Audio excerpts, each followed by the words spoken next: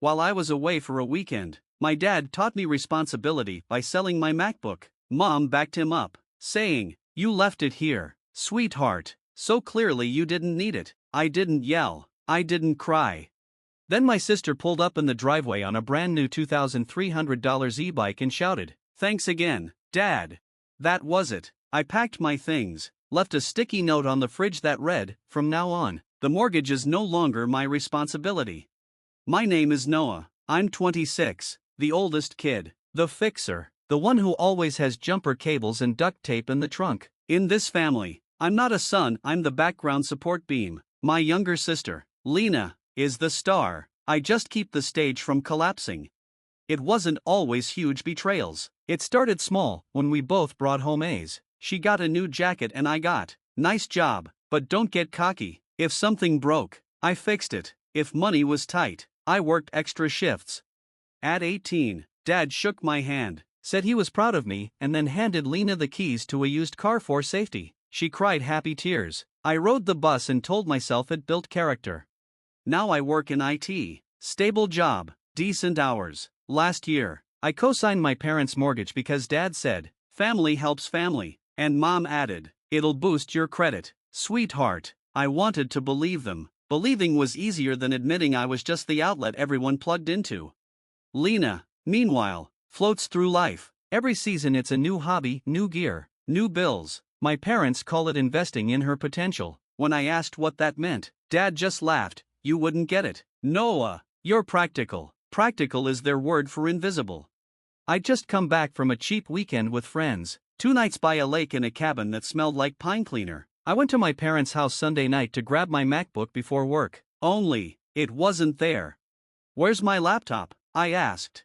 Dad smirked, wiping hands on a rag he didn't need. "Sold it. Teach you responsibility." I laughed, thinking he was joking. He wasn't. Mom, still washing dishes, chimed in without looking at me. "You left it here, sweetheart. That means you didn't need it. You have a work computer." "That's my property," I said flatly.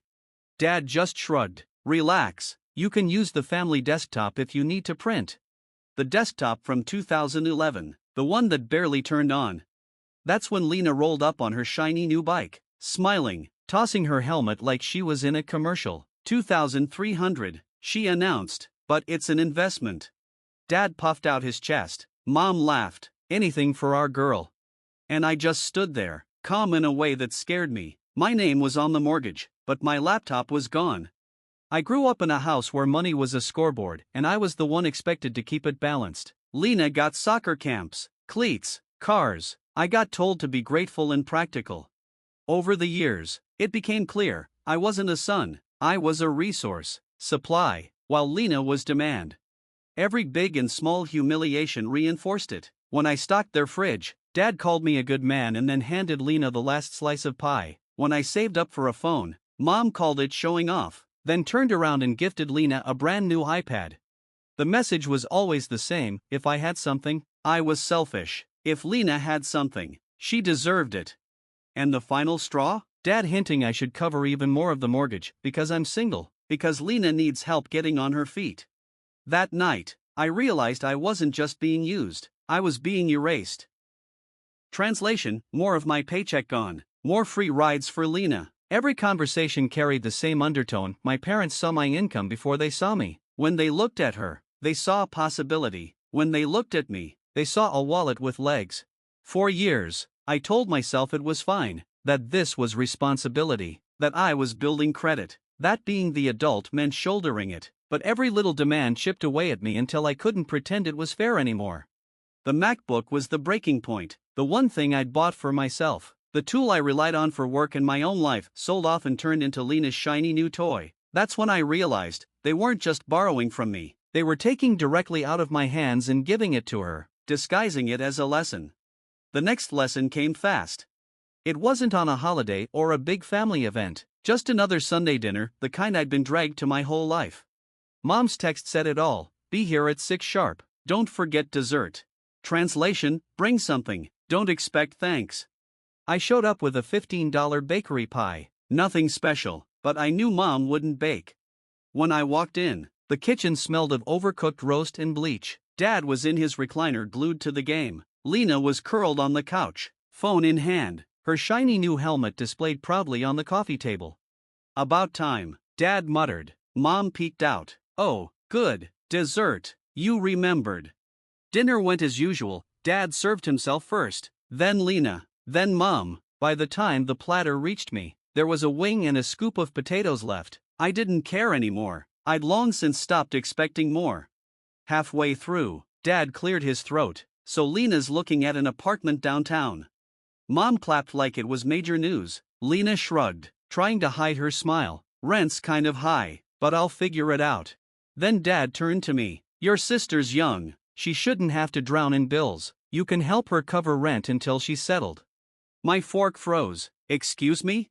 Mom's voice cut in, calm but sharp. Sweetheart, you're stable. You live alone. You don't have the same expenses. It's only fair. Fair, I said. You sold my laptop last week. Dad waved it off. Still on that? It was just a computer. She's starting her life. It wasn't just a computer, I said, and I'm not paying her rent. The air went heavy. Lena glanced up. Wow, don't be such a jerk. It's literally nothing to you. It's not nothing, I said. I'm not your ATM. Not for rent, not for hobbies, not for anything. Dad leaned forward, voice low and dangerous. Watch your tone. I am, I said. I'm telling you I'm done. Mom shook her head like I'd betrayed her. Family helps family. What will people think if you won't even step up for your own sister? Tell them the truth, I said, that you used my name for your mortgage, that you sold my property, that every time Lena wants something, it comes out of me. Lena's cheeks flushed. You're just jealous. That's when something in me snapped, not loud, not messy, just final.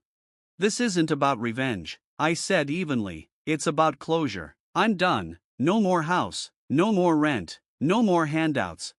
Dad's fist slammed the table. Dishes rattled. Mom's voice cracked, shrill. If you walk out that door, Noah, don't bother coming back. I met her eyes. I'd rather be alone than drained dry. I grabbed my keys and left. This time, I didn't fold. The fallout came fast. Calls, texts, voicemails, anger, guilt, manipulation. Dad threatening me with the mortgage. Mom begging me to think of Lena. Lena mocking me online. But when I blocked their numbers, something happened I hadn't felt in years. Quiet. Weeks later, I went back one last time. Not to talk, just to finish it. Papers in hand. I had them sign me off the mortgage. Dad sneered. Mom cried. Lena didn't even bother showing up. When it was done, I left with nothing but silence. And for the first time in my life, the silence felt like freedom. I wake up early now. Make breakfast without rushing. Take long walks. Read the books I'd been shelving for years. Nothing dramatic. Nothing glamorous. Just mine, and that feels like freedom. It's been months since I walked out of that house and cut my name from their mortgage. Months since the flood of calls and guilt-laced texts. The silence stayed. At first, it felt strange. I checked my phone out of habit, expecting Mom's mile-long pleas or Lena's smug updates. Nothing. Now my notifications are simple: work, a few friends, bills with my own name, bills I chose. I thought I'd miss them. I don't. What I feel is lighter, like a weight I never knew I carried finally slid off. I come home to my own place, and no one's waiting with a favor, or hinting my paycheck belongs to them. No one calls me selfish for wanting my own life. I've built new routines. Sunday nights, I cook for myself instead of hauling a pie into a kitchen where I was invisible. I save again, not to patch their holes, but for me. Money grows fast when it's not siphoned away. My bank account is quiet proof that leaving was right. For once, I don't justify every dollar I spend. Sometimes I scroll past Lena's posts, the bike, the outfits, her endless captions about independence. It's almost funny. She's still playing Golden Child, only now without anyone in the background propping her up. I don't comment. I don't care. If I'm bitter, selfish, ungrateful, fine. Their words don't touch me anymore. The second I stopped giving, their grip vanished. I don't know if their mortgage is hanging by a thread, or if dad's juggling numbers again. I don't know if Lena's covering rent, or if mom's quietly bailing her out. Maybe they're managing. Maybe not. Either way, it's not mine to carry. The note I left on the fridge still sums it up: figure it out without me. Not a threat. Not revenge. A promise to myself. This isn't about punishing them. It's about closing the book. I'll remember how they treated me, but I won't live under it anymore. I'm done being useful only when they're desperate. Done with family helps family, meaning Noah pays. From now on, I choose where my time, money, and energy go, and they don't get a vote.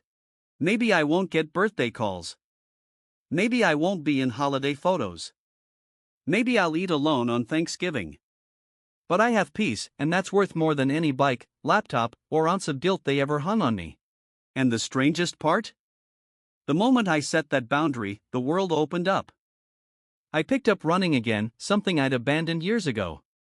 I joined a book club where nobody knows me as the dependable older son. At work, I stopped dragging and drained from late-night calls about bills. I volunteered for projects. My manager told me, "You seem lighter." He was right. I even started saying yes. A weekend trip with coworkers. A pickup game with neighbors. Small things, but things I never allowed myself before, because I was always bracing for the next demand. Even my apartment feels different. Not just a crash site between family emergencies, it's mine. Shelves I put up. Prints I chose. A desk that's only mine. Every corner reminds me of freedom, not obligation. That's what closure really is. Not slamming the door in rage, but finally giving yourself permission to stop carrying everyone else's weight.